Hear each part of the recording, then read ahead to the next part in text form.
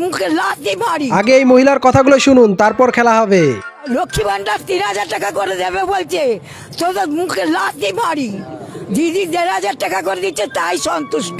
আমার মনে না একটা প্রশ্ন উকি দিচ্ছে, এইসব মহিলারা কি এবার অন্নপূর্ণা ভান্ডারের টাকাটা নেবে কি নেবে না? খোঁজ নিয়ে দেখবেন এরাই সেই টাকাটা সবার আগে তুলবে। সেই টাকাটা নেওয়ার সময় তাদের হাত কাঁপবে না, তাদের লজ্জা লাগবে না। একটা সময় তারা সোশ্যাল মিডিয়ায় এসে বুক চিতিয়ে বলতো, অন্নপূর্ণা ভান্ডারে কপালে লাথি মারি, আমরা দিদির সৈনিক, আমরা দিদির লক্ষ্মী ভান্ডারেই খুশি আছি, অন্নপূর্ণা ভান্ডারের টাকা আমাদের চাই না।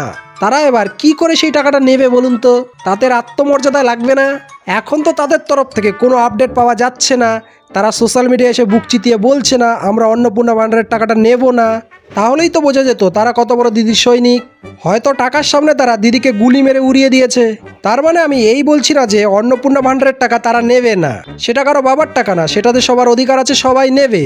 তবে আপনারা সেই অন্নপূর্ণা ভান্ডারকে নিয়ে বিজেপিকে যে ভাষায় কটাক্ষ করেছিলেন সেগুলো গ্রহণযোগ্য ছিল না। ভিডিওটি প্রচুর পরিমাণে শেয়ার করে সেই সব চটি ভক্তদের কাছে একটু পৌঁছে দিন তো। অন্নপূর্ণা ভান্ডারের টাকাটা নেওয়ার তাদের হাতটা যেন একটু কাঁপে।